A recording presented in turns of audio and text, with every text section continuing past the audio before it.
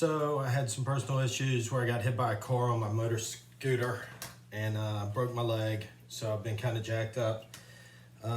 Saw some of my friends the other day and they got a couple people requesting some videos. So we're gonna start off with my buddy Greg Breezy. He was asking about Roux. So Roux, and definitions get slaughtered and passed around. I would define it as using equal parts of fat and flour that you add to sauces and soups to use as a thickening agent.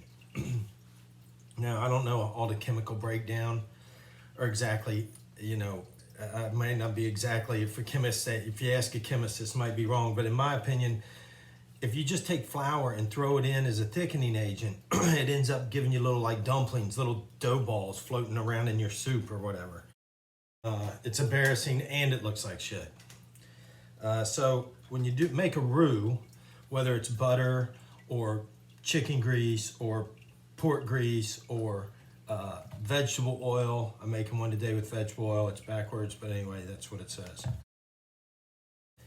You kind of are coating each molecule of the flour is now coated in an oil so that it's released into your soup or your sauce one molecule at a time, and that stops it from like balling up and making like dough balls in your product. Now, equal parts, do you weigh it out? Do you do, here I got half a cup of flour that I'm gonna make some. I don't normally cook like that, but I'm doing this in case somebody doesn't have the confidence to just wing it. But I'm gonna do a half a cup of butter and a half cup of vegetable oil, and we're gonna cook it down a little bit. I'm also gonna do one out of butter where I just wing it.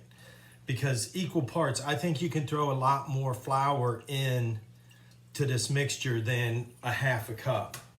Now, we also gotta talk about there's different colors of roux. Blonde roux, brown roux, dark roux, like if you're to make a gumbo or crayfish makshu. I mean, normally in the Creole cooking is the only time that I've seen too many people use like really dark roux, where you kind of just burn it almost. So today, we're gonna give it a shot here. And like I said, it's just King Arthur flour, all-purpose flour. I got a half a cup of it. I'm dumping in the half a cup of flour.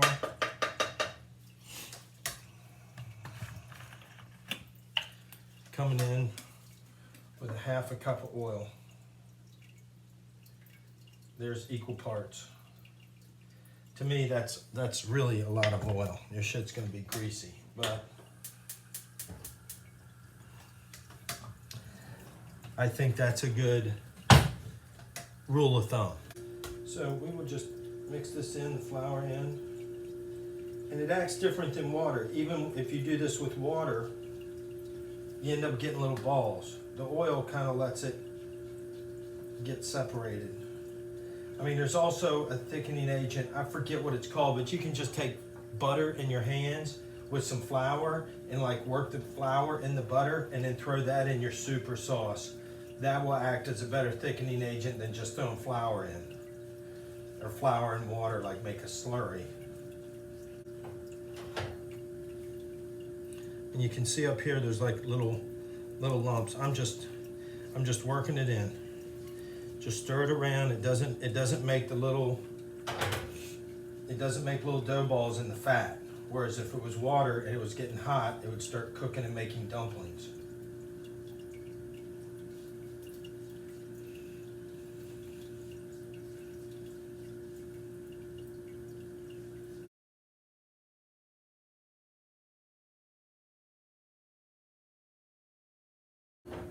So here's this, but I don't know if you can tell, it's very watery. Not watery, it's very, it's very liquidy. So we're gonna leave that there, turn it down a little bit. Now, in the other pan here, we're gonna do like a wing it. So here, I'm doing like half a stick of butter. I don't know how much it is.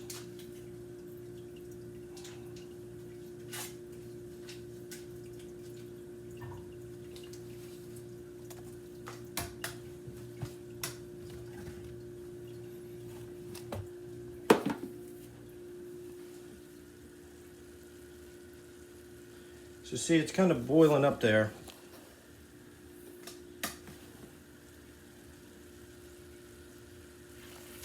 And just stir it in. Let's turn the heat down a little bit. See, that's pretty liquidy to me.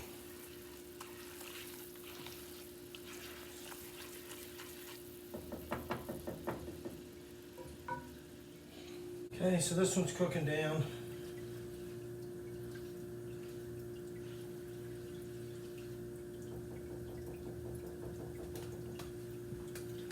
And then this one, I'm just gonna add some.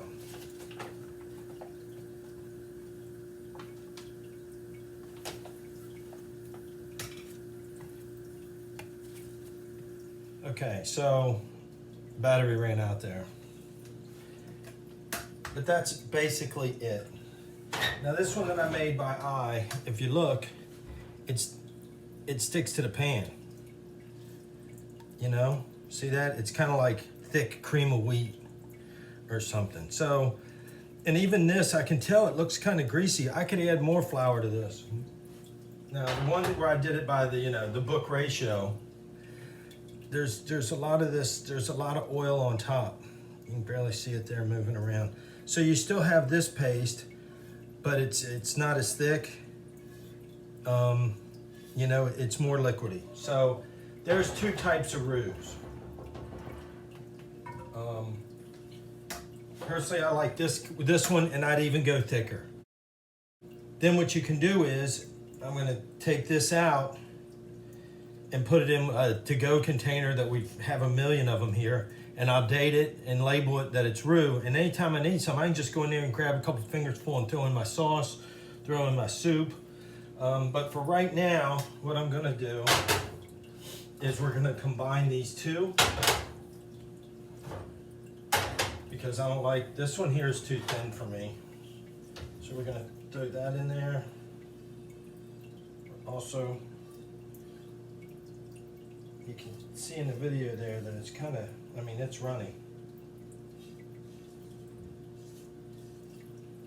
Okay, so there's that. I'm gonna throw in a little more fire. A little more flour. Teets style, where you just kind of wing it. You'll know if you add too much flour, it's not gonna all incorporate, and then you throw in a little more butter or whatever you got. Oil, whatever you were using. This is kind of what Grandma would do to make her turkey gravy, right? She takes all the turkey fat, throws some flour in it, gets the liquid, and then thickens it with the flour, and basically you just use chicken grease and make some pretty good gravy. Well, turkey grease, not chicken grease. Although chicken grease would work. Bacon grease would make hell of a roux. So,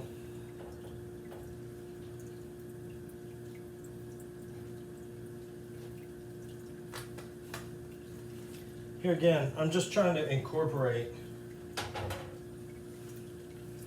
I can still see some flour here. And I'm just kind of moving it around,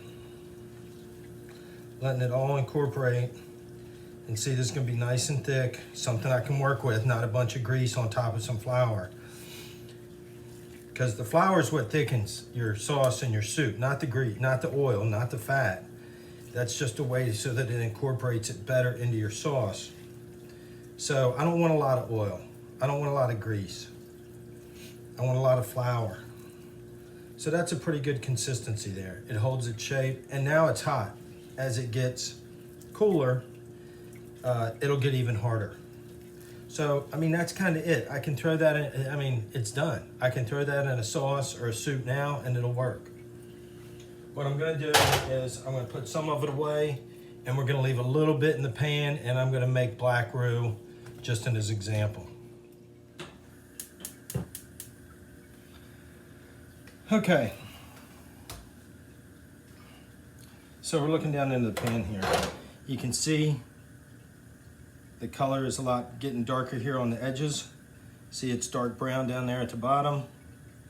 So you're kind of burning the flour to make the dark roux. So you'll see it here. It's like bubbling, looks like lava. Let me tell you, that stuff's like napalm. You get it on you, you are burnt. If you try and wipe it off, you're gonna wipe off a layer of skin. Be careful. This is my other roux that was in the pot here that I'm gonna put in. I'm gonna label it and we'll use that. I mean, it's butter and flour. It should last for 6 months in the refrigerator. So, as this burns or browns or colors, it smells kind of nutty. Flour has kind of a nutty, smells like roasted nuts. So, it's getting a little dry there underneath and a little darker. So you don't want it to burn. If it does, it's no big deal.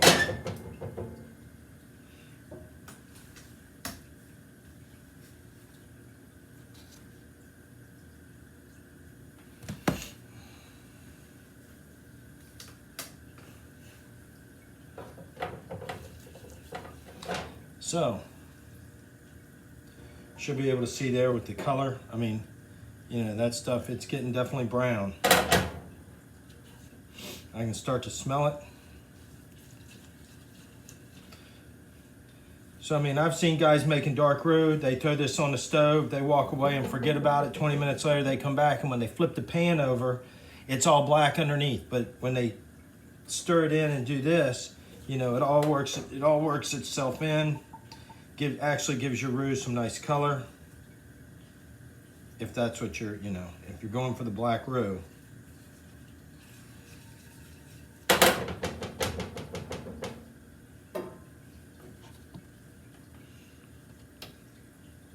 There we go. Now you can see the color better.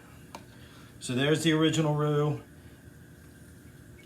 And there's what we're making in the pan to do dark roux. But the light up here is jacking the picture up.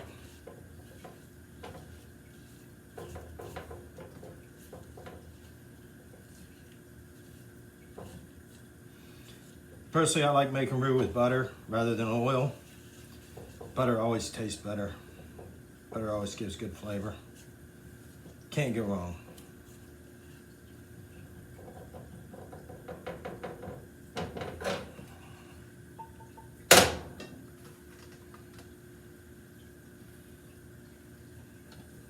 Again, I mean, it's getting dark.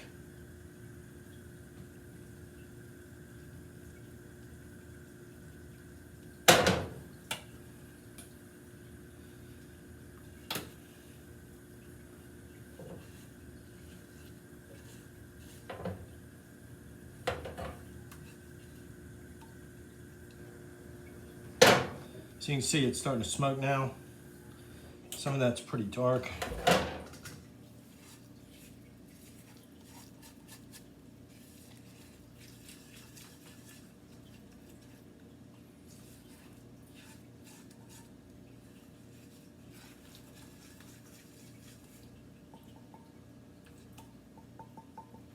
There's your dark roux.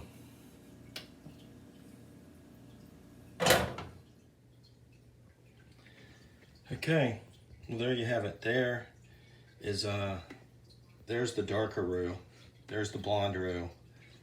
You can still see some oil coming out. I put these on the plate probably 20 minutes ago. I wanted to show the contrast and good light as the color difference. I felt it was kind of hard to see under the hood light. But anyway, there's the original. We cooked it down to that. And there's the difference side by side. Hope that answered some of your questions, Breezy. Hope you enjoyed it. Pretty simple, pretty basic. Don't overthink it. Make it happen.